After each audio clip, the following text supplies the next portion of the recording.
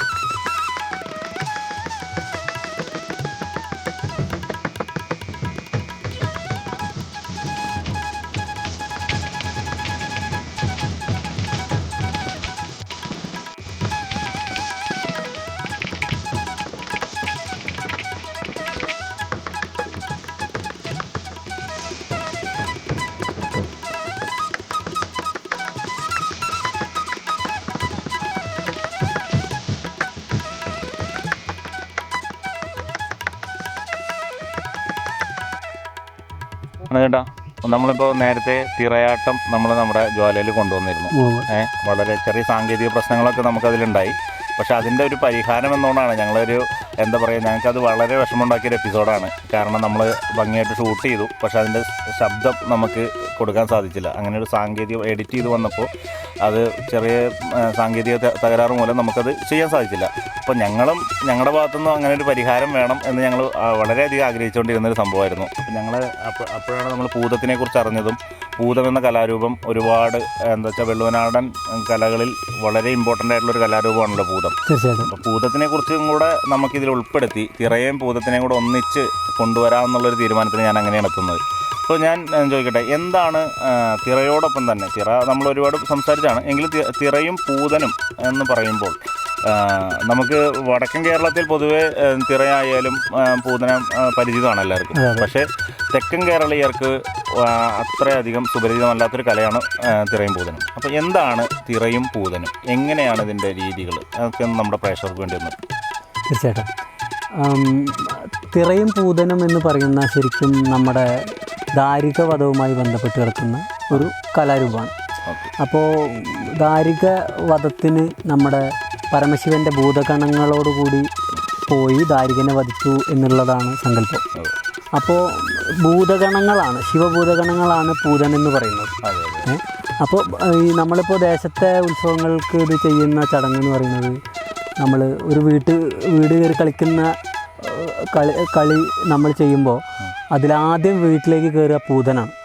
First പൂതനാണ് അതിൻ്റെ അവകാശം. അത് എന്താണെന്ന് വെച്ച് കഴിഞ്ഞാൽ ഈ വർഷത്തിൽ ഒരിക്കൽ ദേശത്തെ ദേവീ ചൈതന്യത്തെ വീട് വീടാന്തരം കയറി ആ വീട്ടിൽ ഐശ്വര്യം വിതയ്ക്കുക എന്നാണ് ഈ ചടങ്ങ്. അപ്പോൾ ആ വീട്ടിൽ മറ്റു മാറാവ്യാധികൾ, മറ്റു ദുരാത്മാക്കൾ, അങ്ങനെയുള്ള പല ഇതുകളൊക്കെ ഉണ്ടാവും. അപ്പോൾ അതിനെ മാറ്റാൻ വേണ്ടിയാണ് പൂതനും തറയും വീട് കെട്ടിക്കയറുന്നത്. അപ്പോൾ ആദ്യം പൂതം കയറുന്നതോടുകൂടി പൂതത്തിനെ കണ്ടാൽ തന്നെ ഈ ഇങ്ങനെയുള്ള മാറാവ്യാധികളൊക്കെ അവിടുന്ന് പോകുന്നതാണ് പറയുക. ആ വീട്ടിൽ നിന്ന് മറ്റു അശുദ്ധിയായിട്ടുള്ള അതെ, കുട്ടികൾക്കൊക്കെ ചില കുട്ടികൾക്ക് പേടി, അങ്ങനെയുള്ള പല പ്രശ്നങ്ങളും ഉണ്ടാവും. അതൊക്കെ ഈ പൂതം കയറി ഇറങ്ങിയാൽ അത് മാറും എന്നാണ് വിശ്വാസം. അങ്ങനെ പൂതം കയറി അങ്ങനെ പോയി പിന്നീടാണ് തിറ കയറുക, അതായത് ഭഗവതി സങ്കല്പമാണ്. പിന്നീടാണ് ഭഗവതി എഴുന്നള്ളിപ്പ്. അങ്ങനെ ഭഗവതി കയറി പിന്നെ രണ്ടും കൂടി ഒത്ത് കളിച്ച് അവിടെ അരിയും പൂവ് എറിഞ്ഞ് ആ വീട്ടിന് ഐശ്വര്യം വിതച്ച് തിരിച്ച് ഇറങ്ങിപ്പോരുകയാണ്. അവിടുന്ന് വീട്ടുകാർ സന്തോഷത്തോടു കൂടി അരിയും നെല്ലും അതുപോലെ കാണിക്കയും ഒക്കെ തന്ന്, അതാണ് ഇതിന്റെ ആചാരം. അങ്ങനെ വീട്ടിൽ നിന്ന് ഇറങ്ങി, അതായത് ഈ ദാരികാവധത്തോടനുബന്ധിച്ചിട്ടുള്ള സ്റ്റോറിയുടെ ഭാഗമായിട്ടുള്ള ഒരു ആചാരമാണ്. അതെ അതെ, തിറയും പൂതനും. അതുകൊണ്ടാണ് ഇത് വെള്ളുവനാട്ടിലെ ദേവീക്ഷേത്രങ്ങളിൽ മാത്രം കണ്ടു കാണുന്നതാണ്.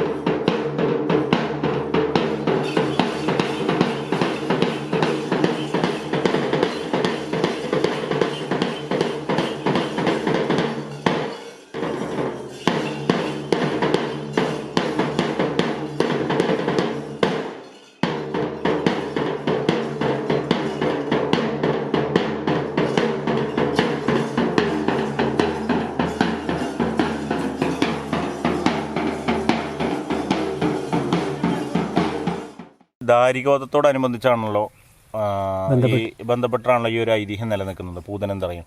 അപ്പോൾ അതുകൊണ്ടാണോ ഇത് ദേവീക്ഷേത്രങ്ങളിൽ മാത്രം കളിച്ചുകൊണ്ട് വരുന്നത്? ഭഗവതി സങ്കല്പമാണല്ലോ. അപ്പോൾ അതാണ് ഭഗവതി ക്ഷേത്രങ്ങളിൽ, ദേവീക്ഷേത്രങ്ങളിൽ കൂടുതലായിട്ട് കണ്ടുവരുന്നത്. കാരണം ദേശത്തെ കൂടുതൽ ദേവീ സങ്കല്പത്തിലാണ് ദേശത്തെ ഒരു ആചാരാനുഷ്ഠാനങ്ങളൊക്കെ അധികം കണ്ടുവരുന്നത്. ദേവന്മാർക്ക് പ്രാധാന്യമുണ്ട് എങ്കിലും കൂടുതൽ ദേവി അമ്മ സങ്കല്പമാണ് നമുക്ക് കൂടുതൽ. അപ്പോൾ ദേവി സാന്നിധ്യമുള്ളിടത്താണ് കൂടുതൽ നമ്മളെ ഈ കല ചെയ്യാറ്. ഇതെന്നല്ല, അധികം നാടൻ കലാരൂപങ്ങളും ദേവീ സങ്കല്പത്തിലാണ് കൂടുതലും ചെയ്തു വരുന്നത്. അതെ അതെ.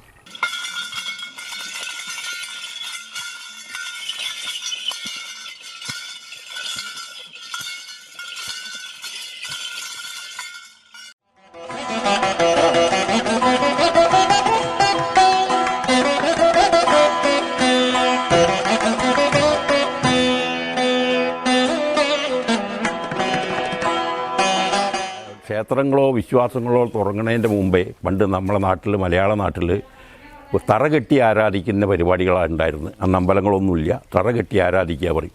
ആ തറ കെട്ടി ആചരിക്കുന്ന ആചാരങ്ങളുടെ ക്രമമായിട്ടുള്ള നടപടിക്രമങ്ങളിലൂടെയാണ് പൂതം, തറ, തെയ്യം പോലുള്ള നാട്ടുപരിപാടികൾ ആണ് ആദ്യം തുടങ്ങിയത്. അത് കഴിഞ്ഞ് ഏർപ്പാടായതിൻ്റെ രണ്ടാമത്തെ കാലഘട്ടത്തിലാണ് ഈ ക്ഷേത്രങ്ങളും ക്ഷേത്ര സമ്പ്രദായങ്ങളൊക്കെ വന്നത്. അതിനു മുമ്പേ കേരളത്തിൽ നിലനിന്നിരുന്ന സമ്പ്രദായമാണ് തറ കെട്ടി ആരാധിക്കുക പറയുക. തറയിൽ ഓരോ തറ കെട്ടിയിട്ട് ഓരോ തറ ആചാരങ്ങളുണ്ടായിരുന്നു. അതിനോടനുബന്ധിച്ചിട്ടുള്ള അത് വികസിച്ച ക്ഷേത്രങ്ങളായി. കാവുവട്ടങ്ങളിലാണ് ഭദ്രകാളി ക്ഷേത്രങ്ങളിൽ, അങ്ങനെ കാവുവട്ടങ്ങളിലാണ് ഈ പൂടം, തറ, കാർഷിക കൂടുതലായിട്ട് കണ്ടുവരുന്നത്.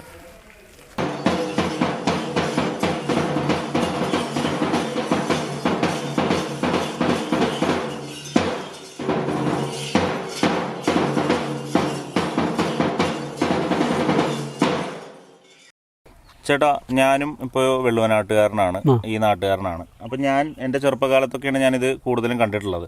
അപ്പം നമ്മളൊക്കെ എന്ന് പറഞ്ഞാൽ ചെറുപ്പകാലത്ത് പൂതം വരുമ്പോൾ വീടിനകത്ത് കയറി എല്ലാവരും നിൽക്കുമ്പോഴേ, നമ്മളെ പൂതം വരുമ്പോൾ അതിനെ നമസ്കരിക്കാനൊക്കെ വീട്ടുകാർ വിളിക്കുമ്പോൾ പോലും നമ്മളൊക്കെ പേടിച്ച് ഈ രൂപം കണ്ടിട്ട്, ഈ ഭീകരമായിട്ടുള്ള രൂപം കണ്ടിട്ട് ഭയന്ന് നമ്മളൊക്കെ ഉള്ളിൽ കയറിയിരിക്കും. ഈ പൂതം പോയതിന് ശേഷമാണ് ചിലപ്പോൾ പുറത്തോട്ടൊക്കെ വരിക. അപ്പോൾ അത്രയും ഭയപ്പാടാണ്. ഈ പ്രായത്തിലൊക്കെ നമ്മൾ, ഈ ചെറിയ പിള്ളേരുടെ പ്രായത്തിലൊക്കെ നമ്മൾ ഭയങ്കര ഭയം തോന്നിക്കുന്ന ഒരു രൂപം കൂടിയാണല്ലോ ഇത്. അതായത് ഭൂതഗണങ്ങളുടെ ഒരു സങ്കല്പം ആവുന്നതുകൊണ്ടാണ് അത് തീർച്ചയായിട്ടും വരുന്നത്.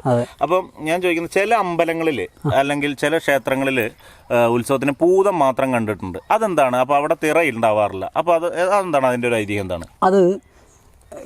തിറയും പൂതനും ഭഗവതി തട്ടകത്തിൽ, ഭഗവതി എന്താ പറയുക, ക്ഷേത്രങ്ങളിലാണ് കെട്ടിയാടാറ്. അതെ. അപ്പോൾ ഭഗവതി കരിങ്കാളി തട്ടകം എന്ന് പറഞ്ഞ ചില തട്ടകങ്ങളുണ്ട്. കരിങ്കാളി സങ്കല്പമുള്ള തട്ടകങ്ങൾ. നമ്മുടെ തിരുമാതാംകുന്ന് നമ്മുടെയൊക്കെ തട്ടകമാണ് കരിങ്കാളി തട്ടകം. ആ തട്ടകത്തിൽ തിറ പറ്റില്ല. തിറ ഭഗവതി സങ്കല്പമാണല്ലോ, മറ്റത് കരിങ്കാളിയാണ്. ആ ഭാഗങ്ങളിലും ഈ ചടങ്ങ് നടത്താനാണ് പൂതൻ അവിടെ ഭൂതഗണങ്ങളായിട്ടുള്ള പൂതൻ കെട്ടി ആടുന്നത്. അപ്പോൾ ഭഗവതി അത്, അപ്പോൾ ആ ദേവി ചൈതന്യം നമ്മുടെ പൂതത്തിൻ്റെ എന്താ പറയുക, ആലവട്ടത്തിലാണ് ആ ചൈതന്യം കയറി വാഴുക എന്നാ പറയുക. മുകളിൽ മുകളിലെ അതിലാണ് അതിൻ്റെ ദേവി ചൈതന്യത്തെ എന്താ ഉണ്ടാവുക എന്നാ പറയുക. അപ്പോൾ അവിടെയും ഇതേ ചടങ്ങാണ് നടത്താറ്. അപ്പോൾ തിറ ഉണ്ടാവില്ല, പൂതൻ മാത്രമായിരിക്കും. ഓക്കെ. അപ്പം ഞാൻ ചോദിക്കട്ടെ, ഈ പൂതൻ കെട്ടുന്നതിന് പ്രത്യേക നിങ്ങളിപ്പം ഇതെങ്ങനെയാണ് പരിശീലിപ്പിക്കുന്നത്? അതുപോലെ തന്നെ ഇത് കെട്ടിത്തുടങ്ങുന്ന സമയമുണ്ടല്ലോ, ഇപ്പോൾ ക്ഷേത്രത്തിൽ പൂരം മുളയിട്ടതിന് ശേഷമാണല്ലോ സാധാരണ പൂതം കെട്ടാറ്. അപ്പം അതിൻ്റെ ചടങ്ങുകളൊക്കെ എന്തൊക്കെയാണ്? അത് ശരിക്കും പറഞ്ഞാൽ എന്താ പറയുക, ഇത് ഓരോ ദേശത്തും ഓരോ ആചാരമാണ്. ഇപ്പം നമ്മുടെ ദേശം ഞാൻ പറയാം, നമ്മുടെ നാലിരിക്കുന്ന് അമ്പലമാണ്, നമ്മുടെ നാലുശ്ശേരിക്കാവാണ് നമ്മുടെ ദേശം. അവിടെ ശരിക്കും പറഞ്ഞാൽ 4 ദിവസം മുന്നേ തന്നെ ഞങ്ങൾ പൂതൻ കെട്ടിയിരുന്നു ദേശം കളിക്കാൻ. അത് ഇവിടുത്തെ ആചാരമാണ്. അവിടെ കോട്ടയിലമ്മ എന്ന് പറഞ്ഞൊരു അമ്പലമുണ്ട്. അവിടുത്തെ ഉത്സവമാണ് ചൊവ്വാഴ്ച, മീനമാസത്തിലെ 3ാമത്തെ ചൊവ്വാഴ്ചയാണ് അമ്പലത്തിലെ പൂരം. ആ ഉത്സവത്തിൻ്റെ അന്നാണ് നമ്മളെ പൂതൻ മാത്രമാണ് കെട്ടിയത്. കാരണം ദേശ വീടുകൾ കൂടുതലാണ്. അതുകൊണ്ട് 4 ദിവസം ചൊവ്വ, ബുധൻ, വ്യാഴം, വെള്ളിയാഴ്ചയാണ് നമ്മുടെ ഉത്സവം, ഇവിടുത്തെ ഉത്സവം. വെള്ളിയാഴ്ച മീനമാസത്തിലെ 3ാമത്തെ വെള്ളിയാഴ്ച പൂരം, അതാണ് കണക്ക്.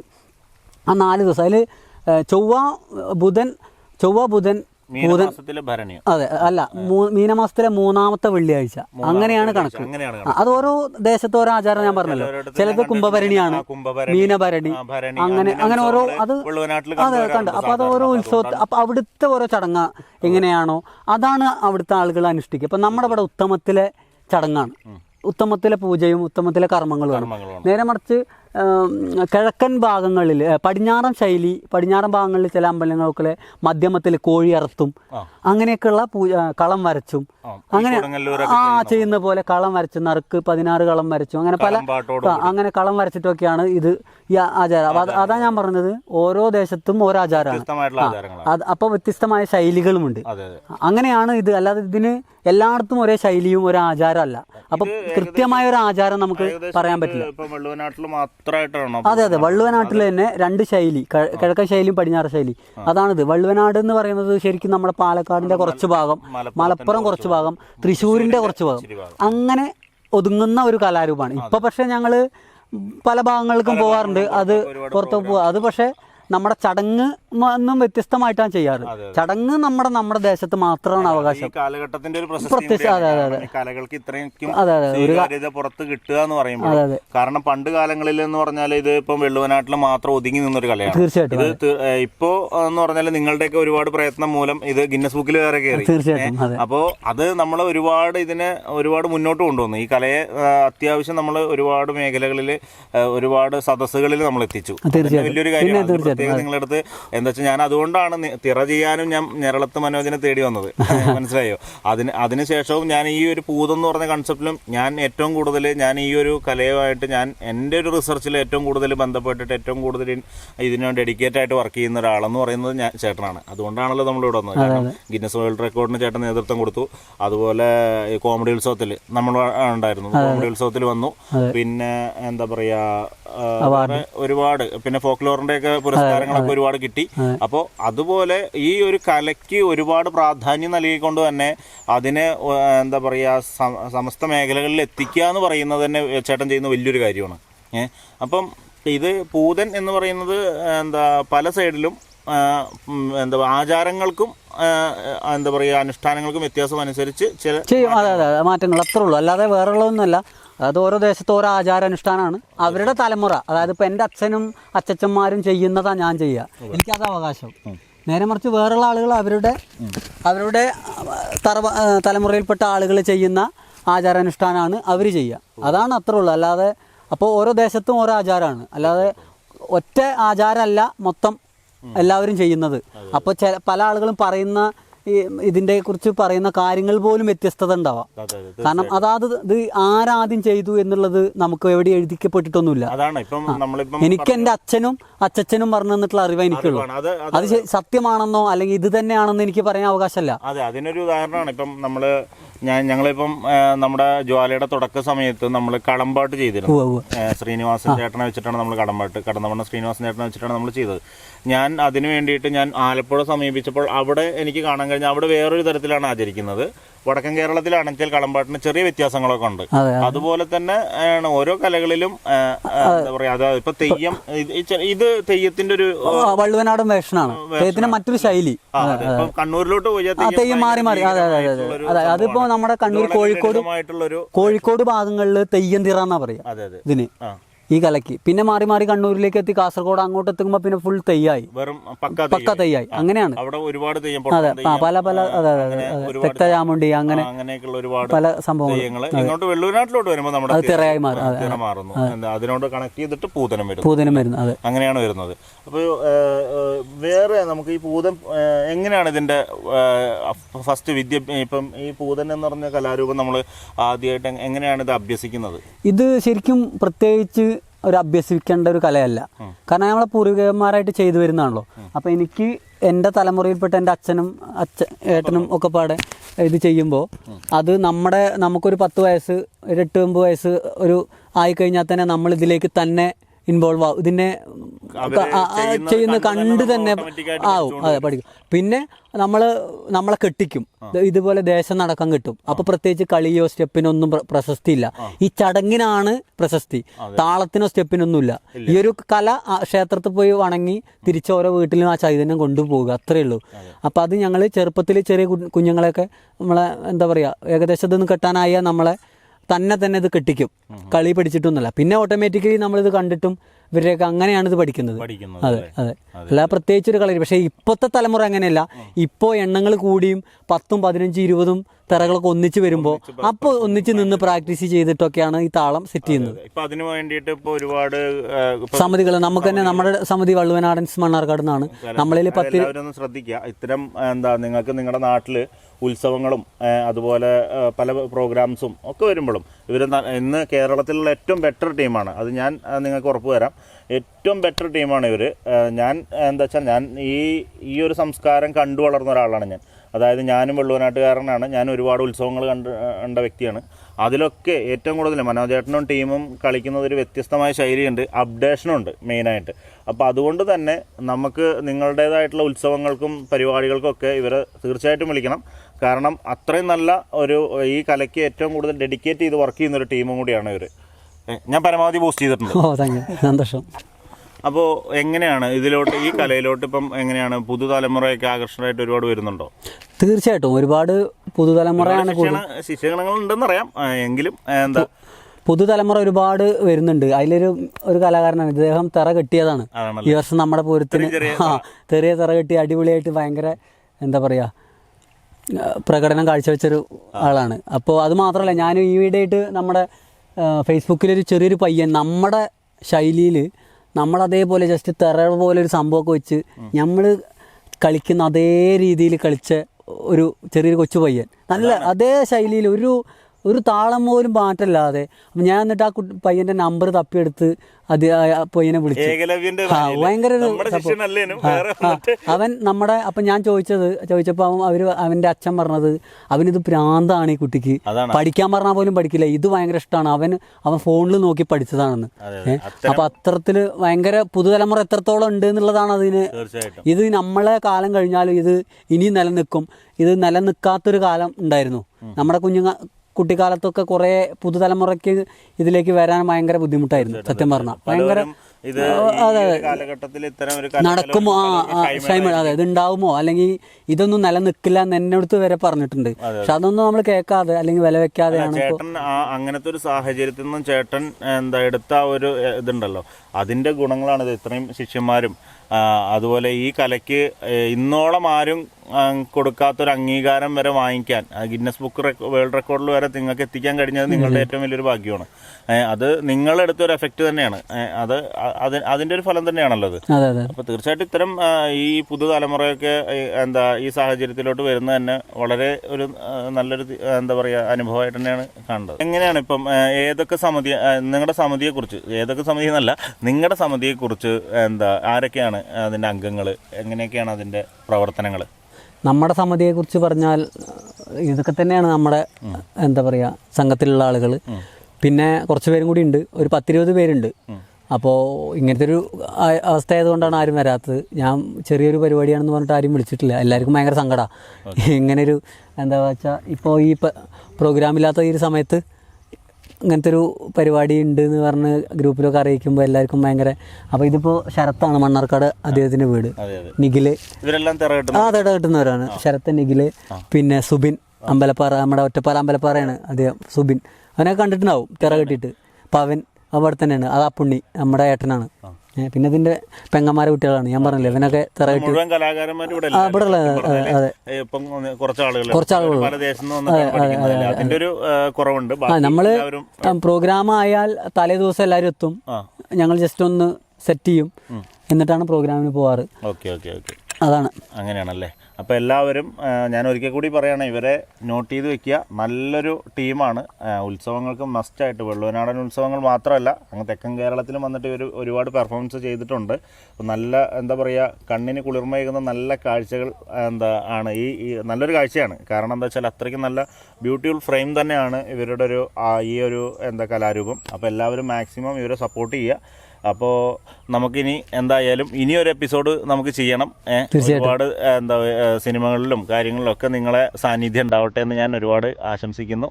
അപ്പോൾ മനോജേട്ടാ കാണാം. ഓക്കെ, സന്തോഷം.